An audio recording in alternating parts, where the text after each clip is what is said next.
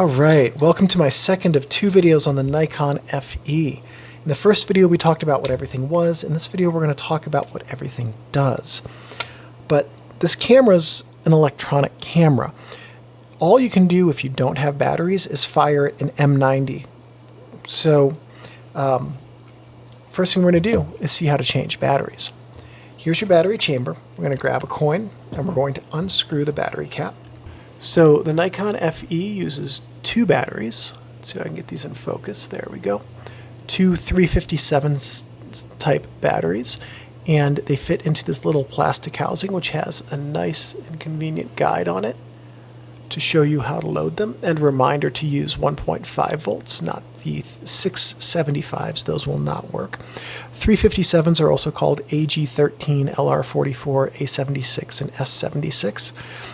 And so to insert batteries, you just insert them into the plastic holder like this. And then once you've got them in, you just drop them into the camera's body, grab your coin, and thread the battery chamber back on, or battery cap back on. This should thread on very easily. It should not put up a fight. The threads should seat nicely in the raceways.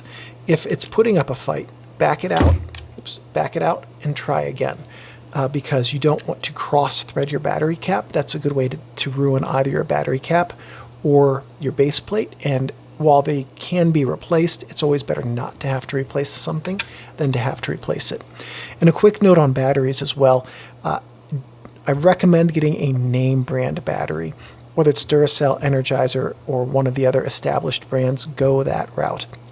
Don't get a battery from a fly-by-night brand that no one's ever heard of off everyone's favorite online mega retailer, because those have a tendency to leak much more quickly and die much more quickly. Dying's not a bad problem. You just throw a couple more in, and usually you can get 20 of those for the price of 2 Duracells.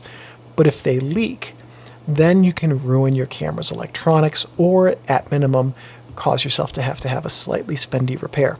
The repairs for a leaked battery are it would cost you more to buy name brand batteries for 20 years than to repair a camera that's had a leaked battery in it.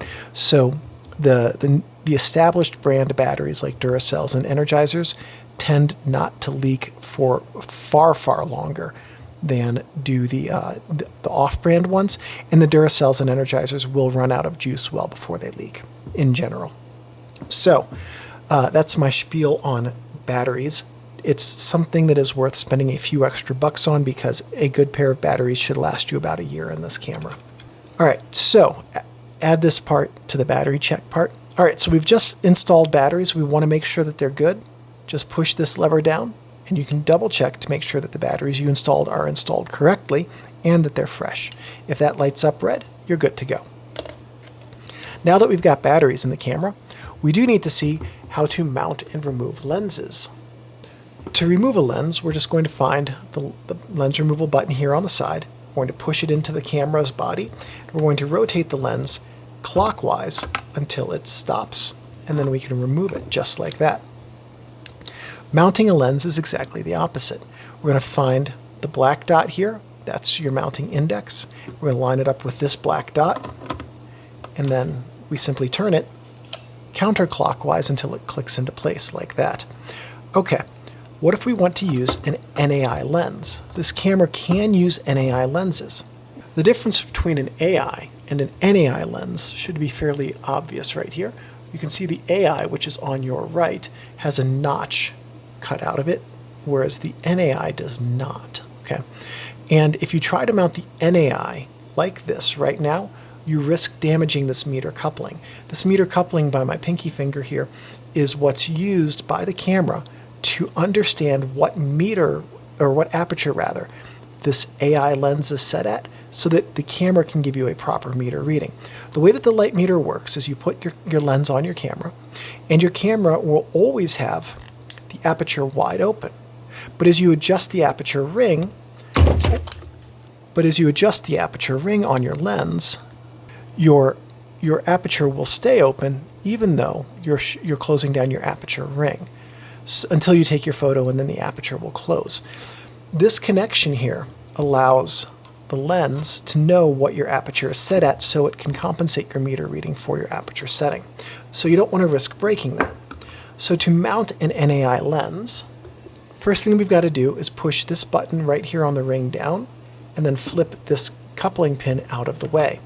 Now the NAI lens mounts in exactly the same fashion as we just saw for the AI lens. Okay, so the AI lens meters normally. We don't need to do anything fancy with it. But with the NAI lens, because the camera's coupling pin is not engaged to the lens, it doesn't know what aperture it should be using. If you're going to shoot the lens wide open, you don't have to do anything. Just shoot the lens wide open and you're in good shape. You can set it in auto. Okay, I'm not going to be pushing the shutter release on with this lens in here anymore because this lens blocks the mirror. That's crazy. Okay, but I'm still going to show you how this works. Goodness. Okay, if you are in automatic mode and you're shooting wide open, you can just shoot. You don't need to do anything whatsoever, okay? But let's say you want to stop down and shoot at f8. In automatic mode, the way that you do this is you engage your depth of field preview. That's going to shut your aperture to f8. Then you hold this lever in, and this lever will remember your exposure setting. You can now let go of your depth of field preview, and then you push the shutter button. And what will happen is, let's say that you're 1/1000th of a second at f2.5. Well, here we are, stopped down to f8, you're going to be at about 1/125th of a second. If you don't do that process, you will be 4 stops underexposed. So you need to shut the aperture, remember the setting, and take your photo. If you're using manual, it's really simple. You just take a meter reading with your aperture stopped down, and then set your dial to what it should be, and then take your photo, and you're good to go. Okay, a note on using these when you are smaller than f8, which is 11, 16, or 22. If you're in automatic mode, you want to give yourself up to about a half a stop of added light per stop smaller than f8.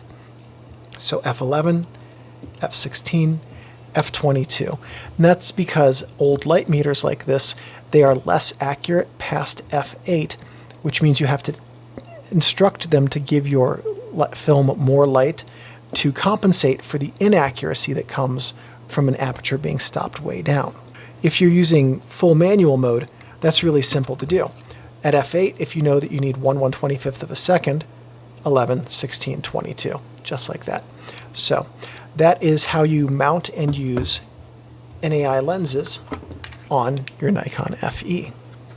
Okay, so we've got batteries in the camera, we've got a lens mounted. The next thing we need to do is learn how to load film so that we can actually take photos with this camera. So we're going to start by getting inside the camera's body, which we do by pushing this lever towards the outside of the camera and then lifting up on the film rewind knob, which will pop the back of the camera open like that. We're going to grab our roll of 35mm film, drop it into the cassette chamber here, and then we push the knob back into place so that the film is locked in. We're going to pull out a leader and slide the end of the leader into this take-up spool, and then we rest our fingers over the sprockets and sprocket holes. I'm going to, out of an abundance of precaution, give myself a manual shutter speed, because if you have your lens cap on or something, it's kind of a pain when you're in auto. There we go. That looks good. Probably could have gotten away with only putting 1 frame on there. Okay, so we've got our film loaded into the camera. Next, we're going to take a little bit of slack out of the film, and we're just going to turn this in the direction of the arrow until we get a little bit of resistance. Now, we're going to advance the film until we get to frame 1. And as you can see, as I'm advancing the film, this is spinning. The spinning on this knob here is confirmation that the film is leaving the cassette and being taken up over here, which means we've loaded the film correctly. Next thing we have to do is adjust the ISO. It's currently set at 400, but if I was shooting 50 ISO, I'd just push this silver button down and adjust it to 50. If I was shooting 1600, I just set it to 1600. So set your ISO to set your ASA dial to whatever your film ISO is. ASA and ISO are the same number, so you just need to make sure that your ASA matches your ISO. So we're going to go through our day taking photos,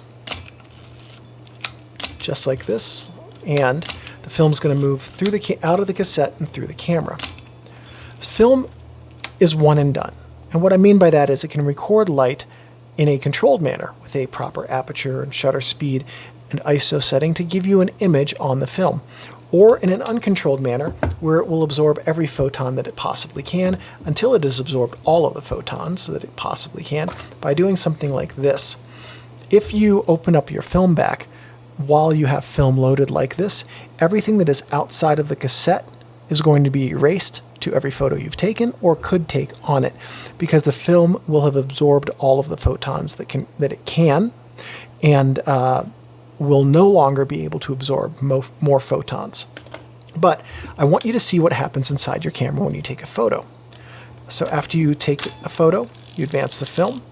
The film's pulled out of the cassette here, moves across the shutter area opening, and is taken up onto the camera's take-up spool over here. And then when we're done taking photos for the day, we push the film rewind button.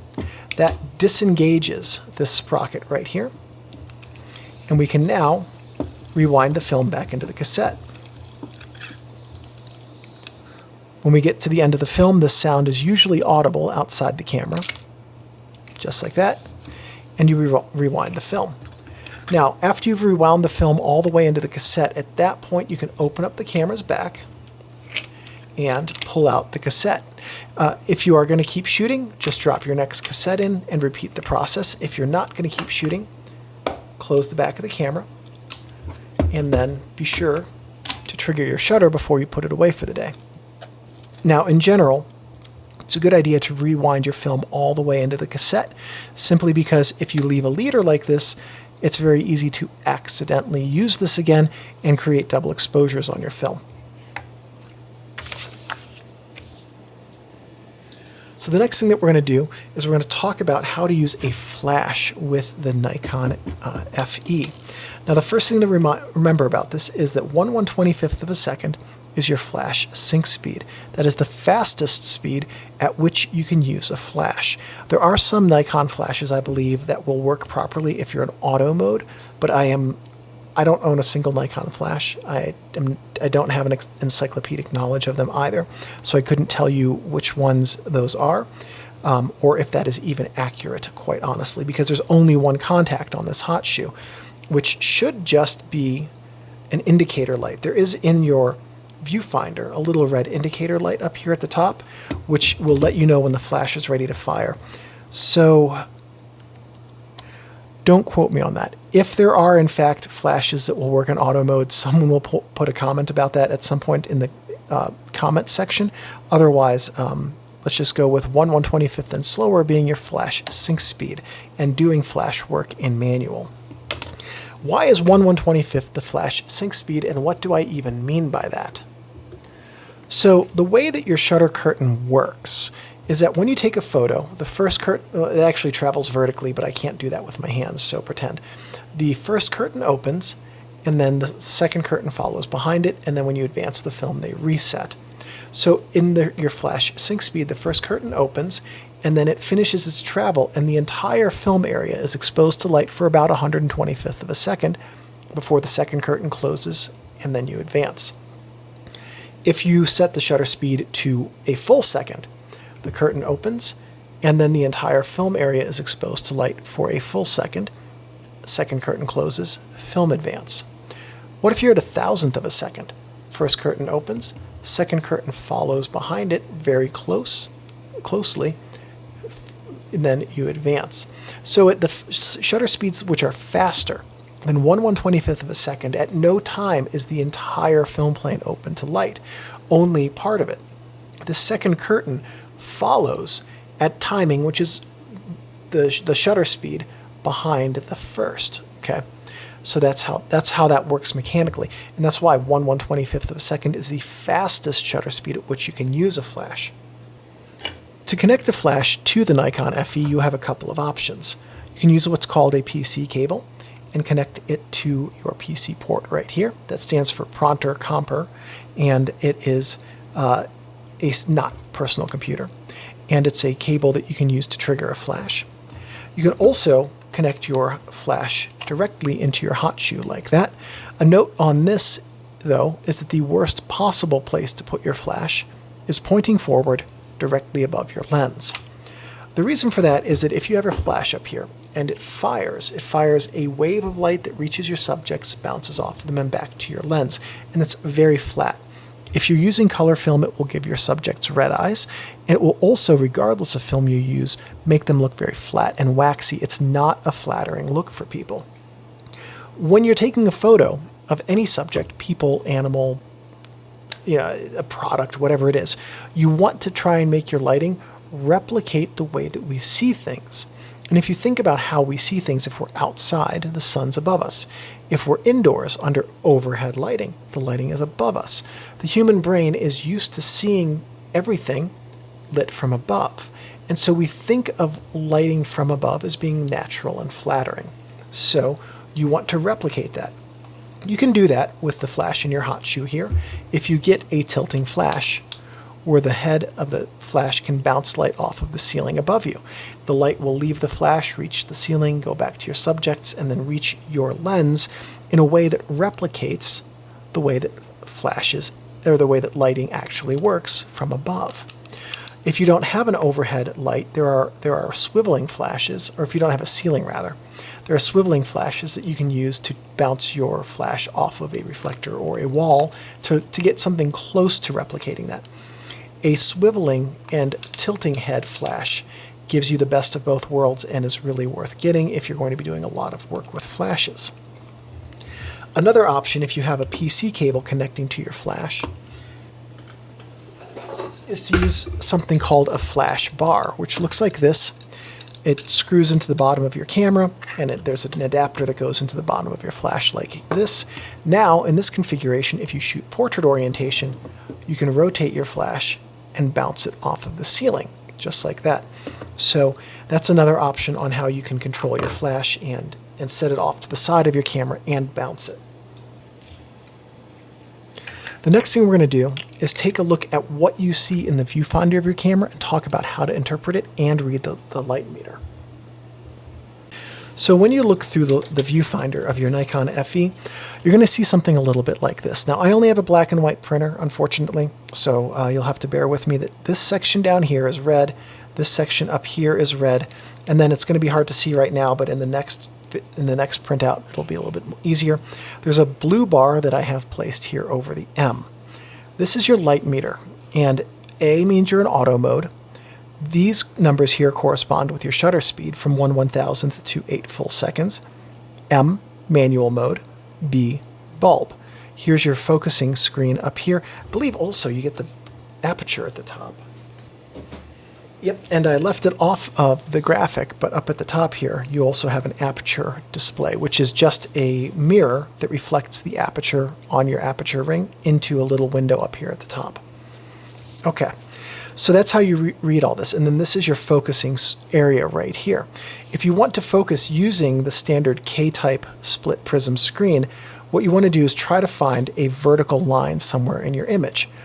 A person's glasses, the side of their glasses if you're taking a portrait will work.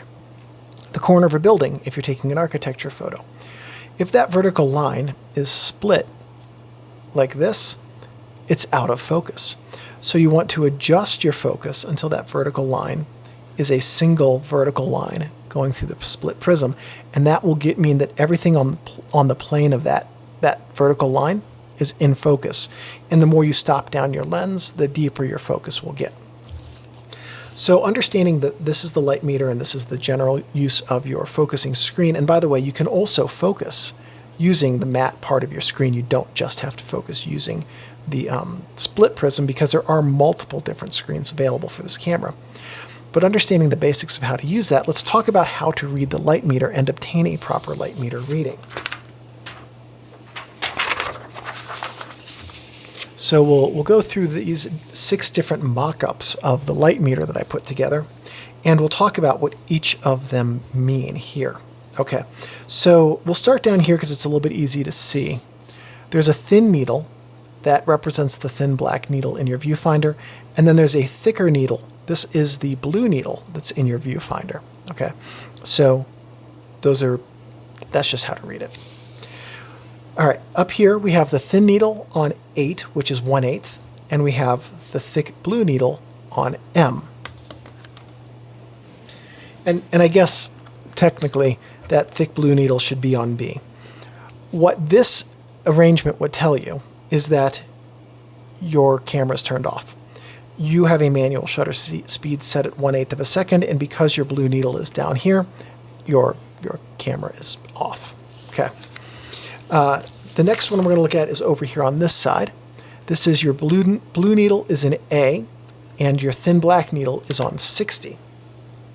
What this is telling you is that you are set to automatic mode. The blue needle indicates what your shutter dial is set to. The black needle here indicates what your exposure, what your shutter speed will be. Okay, so if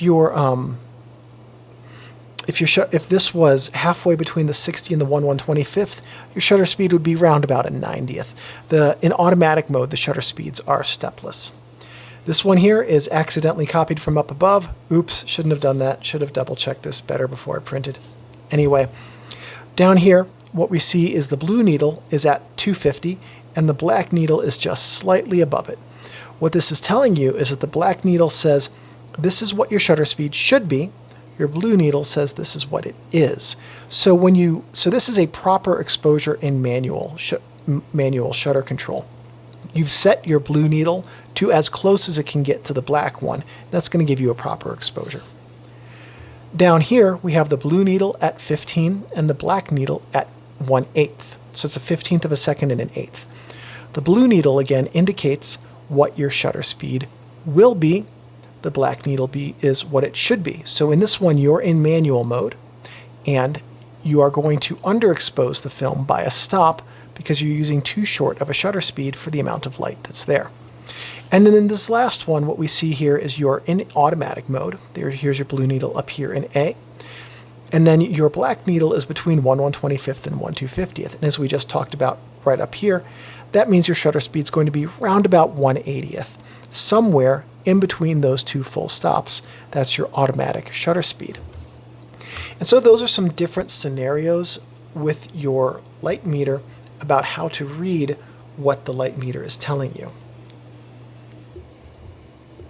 So there were 3 different viewfinder focusing screens available for the Nikon FE. The K is the one with the split prism, that's standard. The B is the one that has a plain matte, no split prism, and then the E has a grid and no prism. So you could change those. While we're talking about that, let's just change the prisms, or the focusing screen rather. So we're going to have to take the lens off first. And it might be hard to see it. Let's see if I can do it. Inside of the lens shutter area, there's a little clip right at the top in the middle by where the felt or the foam mirror bumper. We're going to have to pull that forward, and then a caddy holding the focusing screen is going to drop out, and that allows us to access the focusing screen. Just like that. So I pulled it forward, and now the focusing screen has dropped out. If you buy a replacement focusing screen for this, it will or should come with a tool that you can use to pull the focusing screen out of the camera. And it is a good idea to use the tool they provide. You can, if you don't have it, I've got a tweezers here. I do not recommend using tweezers because these can damage your focusing screen if they scratch it. But what you want to do with the tool is grab that little tab on the front of the focusing screen and then pull it out of the camera, okay? So this allows you to pull out the focusing screen. Then if you have the whole replacement kit, that usually comes with a box, you just set this in, grab your other one and put it in. To replace the focusing screen, oh man, this is making me nervous. We're just going to slide it into the caddy.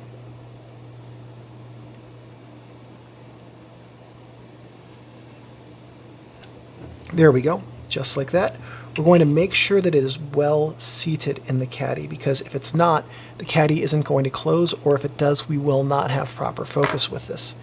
Once it's in the caddy, we just push it back into place. And you do have to push it back into place with the camera resting flat on your work surface, otherwise the caddy won't nest correctly. So take my finger, do not touch the focusing screen, because that is a good way to ruin it. But what I'm doing is I'm feeling for the metal part of the caddy right here, just to make sure that it's nested correctly, and it is. Don't touch the focusing screen. If you need to clean the focusing screen, it can only be cleaned with distilled water or a little blower bulb, or potentially a lens brush. So I do have a specific video on how to clean focusing screens if you're curious about that. That's the focusing screen change. Next thing we're going to do is talk about how to use the hold function feature on this camera, on the Nikon F3. So we talked about this a little bit with the stop-down metering. Let's grab our little viewfinder here again. And let's say you're going to take a photo, okay? And here's an awning that you're under, and you're sitting at a table, chairs, person over here, here's your friend. They've got hands growing out of their head for some reason I don't understand. Anyway, we got a friend over here, and then you've got a cityscape in the background. This is in full sun awning, so your friend is in shade, much darker over here, okay? What you're going to do is, if you have your camera in automatic mode, and this only applies to automatic mode, by the way, and you take a meter reading here because you have a center-weighted meter, all of this is in full sun. So you're going to meter off of the full sun area. Your friend's going to be a dark shadow or a silhouette in your photo. So there are two ways to take this photo as composed here with your friend properly exposed. The first is to point your camera either at the cement you're sitting on or at your friend and figure out what the meter tells you the shutter speed should be, dial it in manually, and take your photo like that, okay? The other is in auto mode. And what you want to do here is compose your frame so that your friend is in the center of your frame. Push this lever into the camera. This will tell the camera, hey, remember this setting that you have right now. As long as I hold this in, remember it. And then recompose your shot and take your photo. And now you can take this photo with the city over here and your friend over here exposed for your friend, so that you have a proper exposure on the most important part of your frame. And that's how the exposure memory button works. Exposure value compensation is another way to do that. If you know that you're sitting under an awning, you can simply lift this up and give yourself an extra 2 stops of light. And that's another good way to compensate for that setting to have a proper exposure. Because basically what this will do is throw your shadows into a lighter part of the scene and blow out your highlights, or blow out your midtones in technical terms. And that will do the same thing as what we just saw. So it's another way to skin the cat. Basically, the way that the EV compensation dial works is you lift this and you adjust that orange dot, and you will either give your camera or your camera will give your film more light, or if you go in the other direction, less light. Up to 2 stops in either direction. Okay, so having talked about all of these different things with the camera, let's talk about how to actually take a photo with the Nikon FE. It should be pretty simple. In fact, it is. So, we've got your film loaded, you got your lens mounted, your ISO is set correctly. We're going to set this into auto mode. We're going to pop out the lever so that we unlock the shutter. We're going to obtain the focus that we want, set the aperture that we want, and in auto mode, when we select the aperture, the camera will pick the best shutter speed for us, take the photo, just like that. It's that easy. In manual mode, we'll read the meter as we did until we line up, previously when I showed you that, we'll line up the blue and the black needles. Okay, that's probably pretty close. We'll take the photo, and then we advance the film. So that's how we take a photo in both of the 2 modes. But can we do a double exposure? Yes, we can. In fact, it's very easy with this camera. So I'm going to go through the mechanics of the double exposure first, and then I'll talk about the science behind it. To do a double exposure, I'm going to set this into 1/125th of a second, so we'll talk about it manually first. Take a photo, push this lever towards the back of the camera, advance the film until the lever gets in the way of your finger, and now take your second photo, and now you advance. So you notice the second time you might have heard it ratcheting. I'll do that again.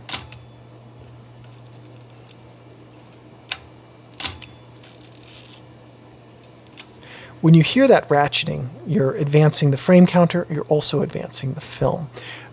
There was no sound when I advanced the film advance lever, pushing this button toward the back of the camera, because this disengages the film advance gearing, okay? Because you have a specific double exposure button right here, you don't need to take a dead frame after your double exposure. As I've talked about in many of my other videos, you can just keep going. Okay, so that's some of the mechanics of the double exposure. What about the science? Well, film is designed to receive a certain number of photons. If 1/125th and f5.6 is a proper exposure, and then you do 1/125th and f5.6 again, it's received double the number of photons that it should have. And the result of that is your film's going to come out what's called thick, dense, or dark. 3 words that mean the same thing: too much light. In digital scanning, digital conversion, those thick negatives will have a lot of digital noise and low contrast. In darkroom printing, they'll have low contrast and long print times. Neither of those are situations you necessarily want. So with a double exposure, it's a good idea to try to get a proper amount of light on your film when you're taking the photo. So we've got to do 2 photos.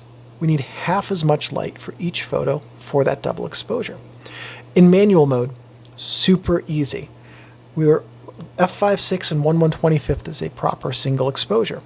We can do that by adjusting the shutter speed. These are fractions, so we adjust it to 1/250th of a second. First photo, advance. Second photo, advance, just like that. There's another way we can do it, because we're really committed to that 1/125th of a second shutter speed because we're going to use a flash. Well, we can turn the aperture dial to f8. 1 stop, half as much light. Same thing as adjusting the shutter speed to 1 stop faster. So we would do the same thing again, double exposure using f8. And that's another way to do it. Okay, but like I know, you just got this camera, you're not ready for manual mode, you want to do it in auto. Yeah, you can do that. I'm going to show you how. In auto mode, it's super simple. All you have to do is select the aperture you want to use. Then we're going to lift up the exposure compensation dial, turn it to -1, first photo, double exposure engage, second photo, there we go. If we're done with our double exposures, then we just turn this back to 0, just like that. So you can do a double exposure in auto mode by using the exposure compensation dial to trick the camera into giving each of your 2 double exposure frames half as much light as they should have. And with that, we've covered everything about the Nikon FE, one of the single most popular film SLRs ever made, an absolutely wonderful example of film SLR construction and design. And thank you everybody for watching, and I'll see you in the next film camera manual videos.